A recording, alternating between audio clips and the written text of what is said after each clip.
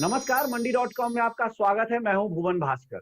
भारत सरकार ने किसानों की आमदनी को दोगुना करने का लक्ष्य रखा है और यदि पिछले कुछ सालों का आम बजट देखें या फिर कृषि क्षेत्र से संबंधित सरकार की योजनाएं देखें तो इस संबंध में केंद्र सरकार की रणनीति स्पष्ट हो जाती है।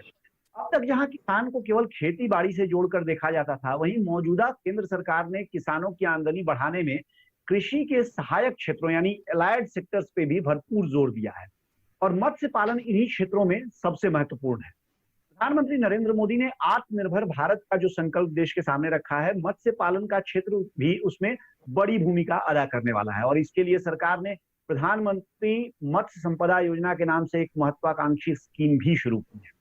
इन योजनाओं को सरकार किस तरह जमीन पर उतारना चाहती है, इस क्षेत्र में कौन से नए अनुसंधान हो रहे हैं, इस क्षेत्र की मुश्किलें क्या हैं और कैसे यह रोजगार के नए साधन खड़े करने और किसानों की आमदनी बढ़ाने में मदद कर सकता है। इन्हीं सब बातों पर आज हम मंडी.com में चर्चा करेंगे और इस चर्चा में हमारे साथ शामिल होने के लिए जो दो मेहमान हमारे साथ जुड़ रहे हैं, उनसे आपका हम परिचय करा देते हैं। आज के हमारे पहले मेहमान हैं हरियाणा सरकार में मत्स्य पालन विभाग के निदेशक पीएस मलिक और दूसरे मेहमान हैं नवीन शर्मा, जो पहले आईटी सेक्टर में नौकरी करते थे लेकिन अब एक फिशरी एंटरप्रेन्योर हैं। कमाल की बात है कि नवीन हरियाणा के झज्जर में भी सी फूड जिसको माना जाता है यानी प्रॉन, उसकी खेती कर रहे हैं और 25 लोगों को लगभग रोजगार भी दे रहे हैं। आप दोनों का बहुत बहुत स्वागत है हमारे साथ कार्यक्रम में। मलिक साहब, शुरुआत हम आपसे करते हैं और सबसे पहले मैं यही आपसे जानना चाहूंगा कि आखिर मत्स्य पालन को जब केंद्र सरकार या राज्य सरकार देखती है, मत्स्य पालन को एक इंडस्ट्री के तौर पे या कहा जाए कि क्षेत्र के एक सहयोगी क्षेत्र के तौर पे, तो किस तरह से उसको देखती है, कितना पोटेंशियल उसमें मानती है और किस तरह से आगे उसको बढ़ता हुआ वो योजना करती है या देखती है? भारत सरकार में हरियाणा सरकार दोनों का फोकस फिशरीज डिपार्टमेंट पे है, क्योंकि फिशरीज डिपार्टमेंट में आने वाले समय को देखते हुए काफी उम्मीदें हैं कि हम किसानों की आय को दुगना से ज्यादा बढ़ाने की कोशिश कर सकते हैं। इसमें गुंजाइश है क्योंकि हमारे पास बहुत बड़ी संख्या में वाटर लॉगिंग एरियाज अवेलेबल हैं, जो है सैलाइन एरियाज हैं, जिसमें कि खेती करना जो संभव नहीं है, कोई प्रोडक्शन नहीं होती, वहाँ एक यही संभावना मत्स्य पालन द्वारा हम जो है उसमें रोजगार उपलब्ध करवा सकते हैं। सैलाइन वाटर को फिशरीज में कन्वर्ट करके, वाटर लॉगिंग को फिशरीज में कन्वर्ट करके नई टेक्नोलॉजी सरकार दे रही है। जैसे कि अभी आपने बताया कि हमारे माननीय प्रधानमंत्री नरेंद्र मोदी जी ने अभी मत्स्य धन संपदा योजना का जो अनाउंस किया है और इसमें उसका लक्ष्य यही है कि हम ज्यादा से ज्यादा हम दो चीजों को उन्होंने फोकस किया है। एक तो जो है हमें अपनी प्रोडक्टिविटी जो बढ़ानी है, जो हमारी इंडिया की प्रोडक्टिविटी है वो 3 से 5 टन के बीच में है। हमारे हरियाणा की जो ज्यादा है, हमारी प्रोडक्टिविटी 9 टन के आसपास है, तो we are better than overall. जी, ये प्रोडक्टिविटी जब आप मलिक साहब प्रोडक्टिविटी जब आप कह रहे हैं तो मतलब कितने एरिया में 9 टन हरियाणा में आ रहा है? वो हम पर उसकी यूनिट होती है पर हेक्टेयर, यानी 2.5 एकड़ में कितना प्रोडक्शन लेते हैं, आम किसान कितना लेता है। तो जो हमारे इंडिया की प्रोडक्टिविटी है 3 से 5 टन के बीच में आ रही है, बट जो हरियाणा के किसानों की प्रोडक्टिविटी वो 9 टन के आसपास आ रही है। तो इसके जो है देखते हुए दूसरा इसमें यह कि हमें जो है नए जो है वो साधन लाने हैं जिससे हम किसान की आय को दुगना कर सकते हैं, क्योंकि जो है जमीन जो है वो सीमित है। जमीन का जो है लैंड होल्डिंग जो है हर एक किसान की कम होती जा रही है दिन पे दिन, पानी की समस्याएं आती जा रही है। उसको देखते हुए मत्स्य धन संपदा की योजना के अंतर्गत नई टेक्नोलॉजीज को जो है पर फोकस किया गया, उस पर जोर दिया। जी, बहुत अच्छी बात आपने कही कि खास तौर से इसका इसलिए भी महत्व बढ़ जाता है कि जिस जमीन पे खेती नहीं हो सकती है वहां से ये आमदनी के तौर पे इसको विकसित किया जा सकता है। टेक्नोलॉजी पर हम आगे और विस्तार से बात करेंगे। नवीन, आपसे मैं जानना चाहूंगा, आप कॉर्पोरेट सेक्टर में काम कर रहे थे, आपने ये सोचा कि अब आपको कृषि क्षेत्र या उससे जुड़े किसी क्षेत्र में जाना चाहिए, मत्स्य पालन को ही क्यों चुना? जब मैं आईटी सेक्टर में था तो मैंने अपना लाइन चेंज करने का डिसाइड किया। उसके बाद मैंने काफ़ी चीज़ों में एक्सप्लोर किया, पशुपालन का भी एलोवेरा खेती का भी, बागवानी का भी। मैंने फिर गवर्नमेंट का स्कीम देखा मत्स्य पालन, झींगा मछली के लिए। मुझे बड़ा अच्छा लगा।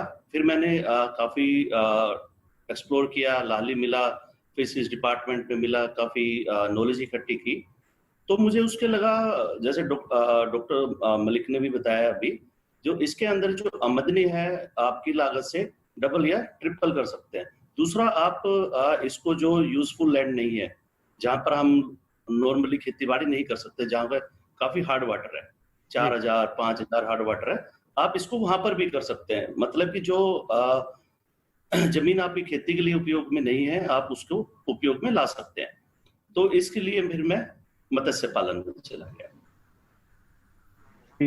ये चर्चा हमारी जारी रहेगी, लेकिन फिलहाल वक्त हो गया है मंडी.com में एक छोटे से ब्रेक का। बने रहिए हमारे साथ, देखते रहिए मंडी.com।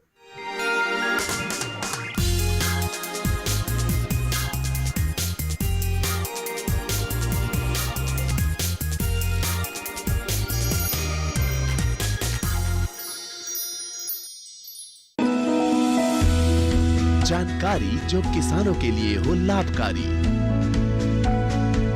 समस्याओं पर पड़ेगा समाधान भारी, कृषि की हर बात का ख्याल, कब कैसे की जाए बेहतर देखभाल।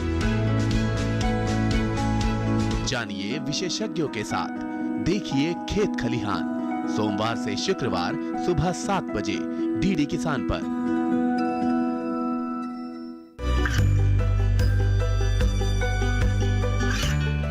गांवों और पिछड़े क्षेत्रों में सरकारी योजनाओं की जानकारी पहुंचा। देश में कौशल और क्षमता विकास कर ग्रामीणों को सामाजिक बदलाव और विकास से जोड़ने की दूरदर्शन किसान की पहल चौपाल चर्चा देखें सोमवार से शुक्रवार सुबह 9 बजे।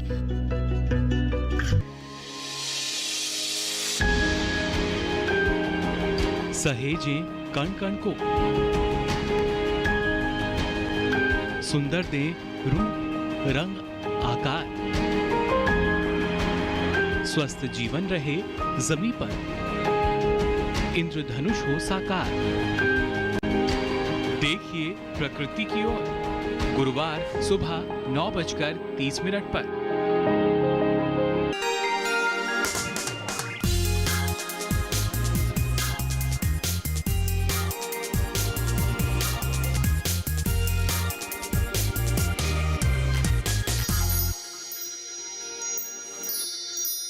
एक बार फिर स्वागत है आपका मंडी.com में। हम बात कर रहे हैं आज मत्स्य पालन क्षेत्र की क्षमताओं के बारे में, उसकी संभावनाओं के बारे में, और साथ ही बाजार और चुनौतियों के बारे में। हमारे साथ हरियाणा के मत्स्य विभाग के निदेशक एस मलिक साहब जुड़े हुए हैं, और एक मत्स्य पालन के एंटरप्रेन्योर नवीन शर्मा भी हमारे साथ जुड़े हैं, जो झज्जर में अपना प्रॉन फार्म चलाते हैं। डायरेक्टर साहब, एक बार फिर मैं आपके पास आता हूं, और आपने जो पहले ब्रेक पे जाने से पहले हम लोगों के साथ बात में आपने टेक्नोलॉजी की बात कही थी। आपने ये भी बताया, जो नवीन भी कह रहे थे, कि इस क्षेत्र की सबसे बड़ी खूबी यही है कि यहाँ आप उस जमीन का इस्तेमाल कर सकते हैं जो आमतौर पे कृषि के लिए काम लायक नहीं रहता है। तो इसके लिए किस तरह की तकनीक इस समय उपलब्ध है, और सरकार की ओर से कोई मत्स्य पालन में जो एंटरप्रेन्योर या किसान लगना चाहता है, उसको किस तरह से इस तकनीक में मदद मिल सकती है? जी, जैसा नवीन जी ने भी आपको बताया कि हमने, हरियाणा एक पहली स्टेट है जिसने लैंडलॉक्ड एरिया, जो हमारा सैलाइन एरिया है, भूमि में जो सैलाइन वाटर है, ये इसको हमने झींगा पालन 2014 से हमने इसमें श्रिम्प कल्चर स्टार्ट किया था। जो लाली हमारा सेंटर है, वहां से लोगों को ट्रेनिंग दिलाई, वहां हमने उसका पहले जो है एक्सपेरिमेंट किया। एक्सपेरिमेंट कामयाब होने के बाद में उसको अपने फार्मरों तक उस टेक्नोलॉजी को पहुंचाया। जो जमीन किसान खेती नहीं कर सकते थे, उस पर बेकार पड़ी हुई थी, कोई फसल नहीं होती थी, उसमें 6 से 7 टन झींगा जो पर हेक्टेयर कराया, यानी कि 13 से 14 लाख रुपए हमारे फार्मर ने 2.5 एकड़ से प्रॉफिट लिया है। दूसरा, जो जैसा कि अब आपने पूछा है कि जो है क्या टेक्नोलॉजी सरकार लेके आ रही है। अब टेक्नोलॉजी ग्राउंड, जो पहले पॉन्ड कल्चर हम कर रहे थे, पॉन्ड कल्चर से अब टेक्नोलॉजीज का टाइम है, समय बदलता जा रहा है, उसमें जो है ना अब नए नए सिस्टम्स जो आ रहे हैं, आरएस सिस्टम को हम लेके आए हैं, बायोफ्लॉक्स लेके आए हैं। आरएस में क्या है, आरएस में जो है 1 एकड़ जमीन फार्मर लेता है, उसमें लगाता है, इंडोर लगाता है। इंडोर होता है जैसे हॉर्टिकल्चर में आपने देखा होगा कि जो ये अपने नेट हाउस बनाते हैं, पॉली हाउस बनाते हैं, इसी तरह से आरएस सिस्टम लगाया जाता है। 1 एकड़ जमीन लेके उसमें 1200 या 1300 जो है स्क्वायर मीटर में ही इसको लगाया जाता है, और इसमें जो प्लास्टिक के टैंक या फाइबर के टैंक या जो सीमेंटेड टैंक बना के उसमें एरिएशंस का हाई डेंसिटी स्टॉकिंग की जाती है। यानी कि जो फसल हम 1 एकड़ से लेते हैं वो हम जो है ना 2 टैंक से ले लेते हैं, उसमें 2 टैंक जो है ना 1 एकड़ के बराबर। यानी कि जो सरकार हमारे माननीय प्रधानमंत्री जी का, हमारे हरियाणा के मुख्यमंत्री मनोहर लाल जी का, हमारे कृषि मंत्री और मत्स्य मंत्री श्री जेपी दलाल जी का जो हमारा फोकस है और हमारा जो है प्लान है कि हमने 2022 तक किसानों की आमदनी को दोगुना करना है, उसके लिए इन टेक्नोलॉजीज का सहारा लेके हमने जो है ना अपने किसानों की प्रोडक्शन को बढ़ाया है। कृषि मंत्री जेपी दलाल जी ने रोहतक जिले के अंदर एक समचाना गांव है, वहां पे आरएस का जो निरीक्षण किया था, एंड उन्होंने बहुत ही जो है वो उसको देख के प्रभावित हुए, और उन्होंने वहीं पे ऐलान किया कि पूरे हरियाणा में इस साल कम से कम 20 आरएस या 20 से ज्यादा आरएस लगाने की कोशिश करें, और हमारा लक्ष्य है कि हम उस किसानों की आय को 3 गुना करेंगे, और ये हमारा विश्वास है कि हम इसको करके ही मानेंगे। ये एक अच्छी बात है कि ये इतनी अच्छी टेक्नोलॉजीज आ रही हैं जिससे कि उत्पादन में अच्छी खासी बढ़ोतरी मिल सकती है।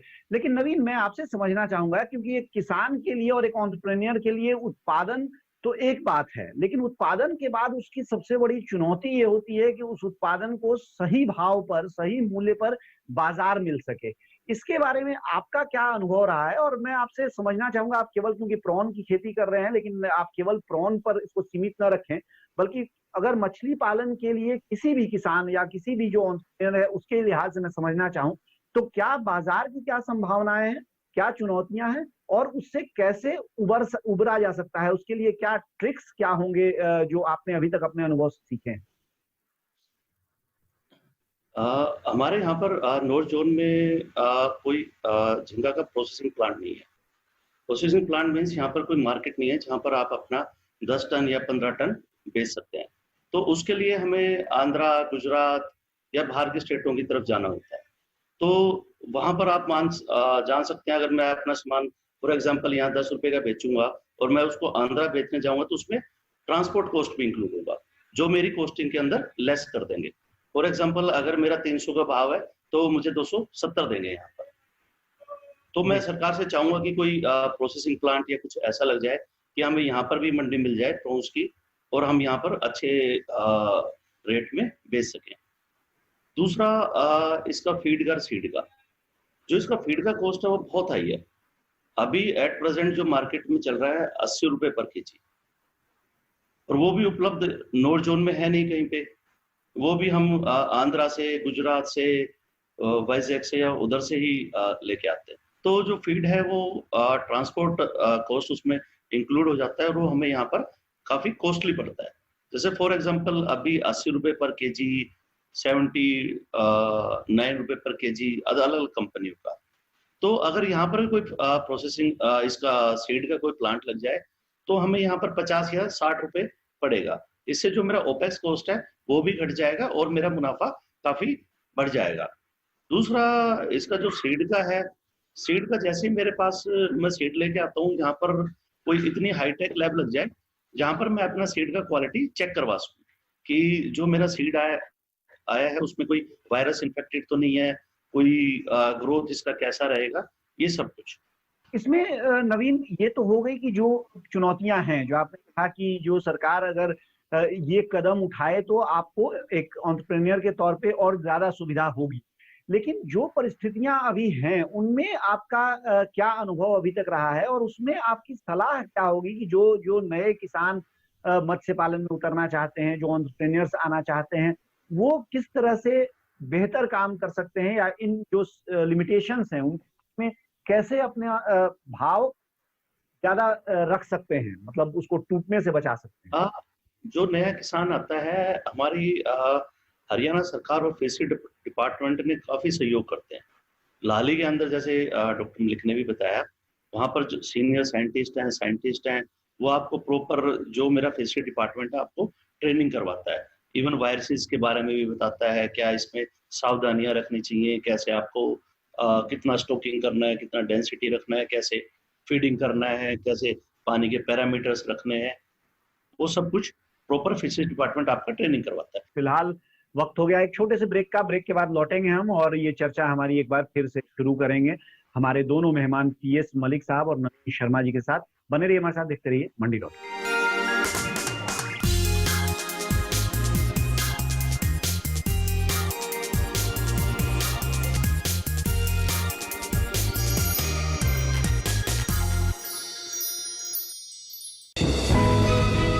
ये कामयाबी है अन्नदाता की, ये कहानी है खेत और खलिहानों की। कैसे करें अपने पशुओं की देखभाल,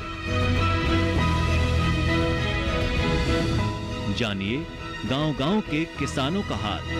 देखिए गांव किसान, सोमवार से शुक्रवार दोपहर 12:05 पर।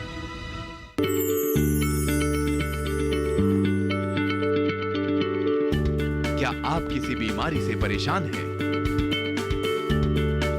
चाहते हैं डॉक्टर की सलाह?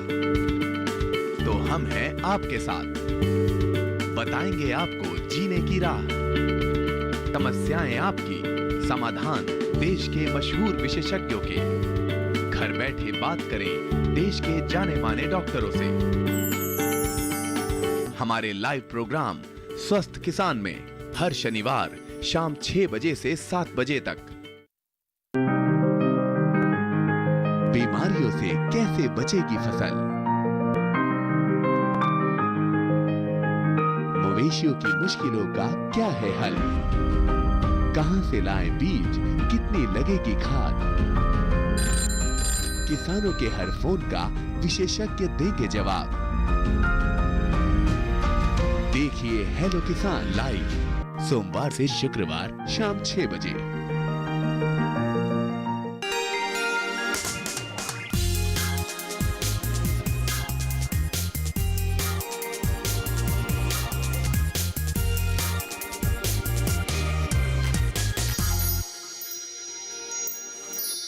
एक बार फिर स्वागत है आपका मंडी.com में। हम बात कर रहे हैं आज मत्स्य पालन उद्योग के बारे में, किस तरह से किसानों की आमदनी को दोगुना करने में मत्स्य पालन की भूमिका हो सकती है। और हमारे साथ दो मेहमान जो जुड़े हुए हैं कार्यक्रम में, हरियाणा सरकार के मत्स्य पालन विभाग में निदेशक PS मलिक साहब और फिशरीज एंटरप्रेन्योर नवीन शर्मा।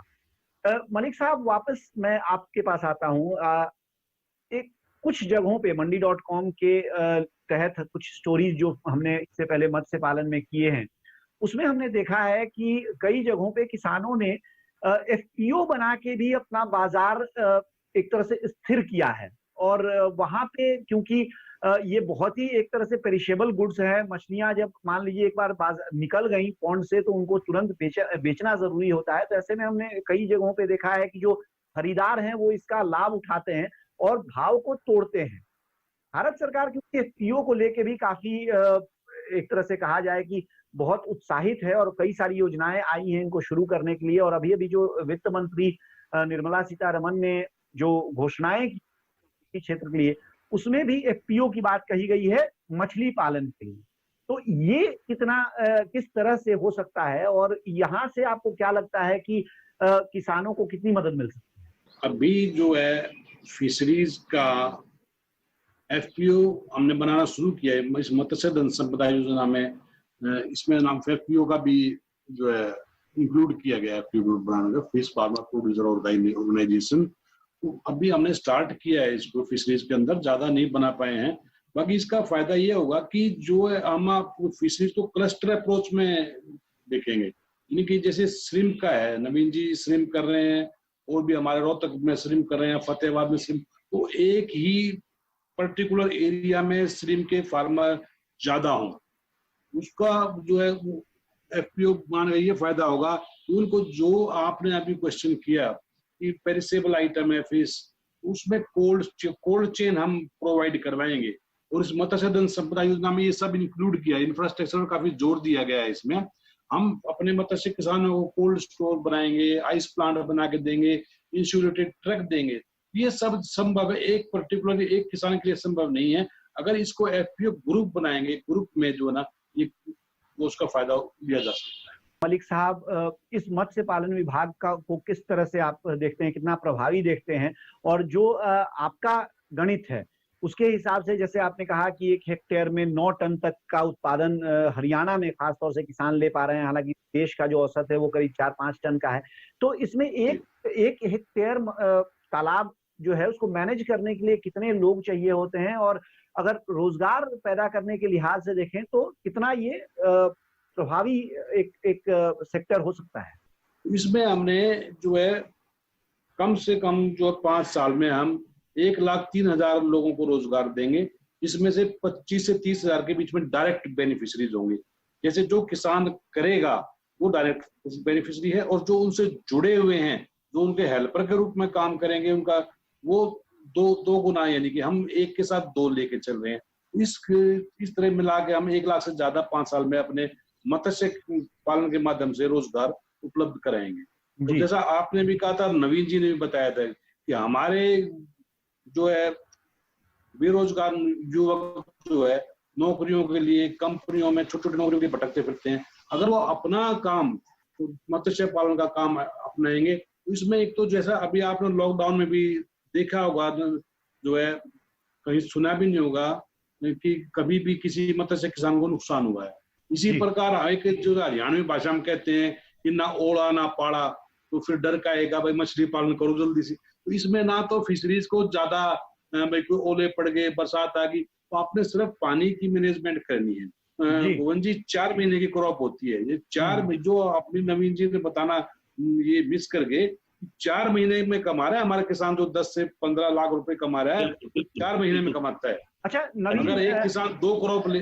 जी नवीन, जो हमने शुरुआत की थी जिस तरह से जो रोजगार वाला मसला है, आप क्योंकि 25 ऐसे लोग हैं जो आपके साथ जुड़े हुए हैं और एक तरह से वो आपके उद्योग से, आपके काम से रोजगार भी पा रहे हैं, तो कितना वायबल है ये जो आमदनी आपकी है, जो उत्पादन है, और उसमें जिस तरह से लोगों की जरूरत इसमें होती है, क्योंकि निश्चित तौर पे ये लेबर इंटेंसिव एक इंडस्ट्री है जिसमें आपको लगातार, और इसमें आप टाल नहीं सकते हैं, आपको जब लेबर चाहिए तो चाहिए, मतलब उसको आप बहुत समय तक आगे नहीं टाल सकते हैं। तो जो दोनों ही हिसाब से आपका अनुभव मैं समझना चाहूंगा, एक तो जो लेबर की उपलब्धता है, क्योंकि ये भी कृषि क्षेत्र के लिए एक समस्या पिछले कुछ सालों में बनी हुई है, और दूसरा उनको जो देना होता है, पैसे आपको देने होते हैं, वो बिजनेस वायबिलिटी के लिहाज से दोनों थोड़ा सा आप बताएं हमारे दर्शकों को, कितना सहूलियत देते हैं दोनों? मेरे पास 25 से 30 के करीब मेरे हेल्पर्स रहते हैं वहां पर, और जैसे डॉक्टर साहब बता रहे थे कि आप इसको पूरे 12 महीने नहीं कर पाते क्योंकि ठंड के अंदर टीका मछली पालन नहीं होता। जी। तो उस टाइम वो लेबर मेरी है, मेंटेनेंस वगैरह करती रहती है। तो मतलब इसके रोजगार की काफी संभावना है इसमें। जी, आप दोनों मेहमानों का बहुत बहुत शुक्रिया हमारे साथ इस कार्यक्रम में जुड़ने के लिए, और ये सारी बातें हमारे दर्शकों से साझा करने के लिए। कई सारे और बिंदु रह गए हमारे इस कार्यक्रम में बातचीत करने के लिए, समय की कमी है, लेकिन इस विषय को बाद में हम फिर एक बार इस अपने कार्यक्रम में और विस्तार से बातचीत कर सकते हैं। आप दोनों को बहुत बहुत धन्यवाद। धन्यवाद। तो ये थी हमारी आज की मंडी.com में चर्चा, जो हम मत्स्य पालन उद्योग पर कर रहे थे। मत्स्य पालन उद्योग की क्या संभावनाएं, क्या चुनौतियां हैं, क्या तकनीक हैं जो कि आ रही हैं, और सरकार किस तरह से इस पूरे सेक्टर को लेकर आगे बढ़ने वाली है, इस बारे में PS मलिक और नवीन शर्मा, हमारे 2 मेहमानों से आपको ये सारी बहुत बहुत धन्यवाद आपका हमारे साथ जुड़ने के लिए। लेकिन अभी फिलहाल बने रहिए हमारे साथ, देखते रहिए DD किसान, क्योंकि DD किसान पर खबरों और कार्यक्रमों का सिलसिला जारी। आपकी राय हमारे लिए बहुत महत्वपूर्ण है। आप हमारे टोल फ्री नंबर पर कॉल कर सकते हैं और अपनी राय दे सकते हैं। साथ ही आप ईमेल के जरिए भी हमें अपनी राय दे सकते हैं। हमारा ईमेल पता है ncdexmandi@gmail.com।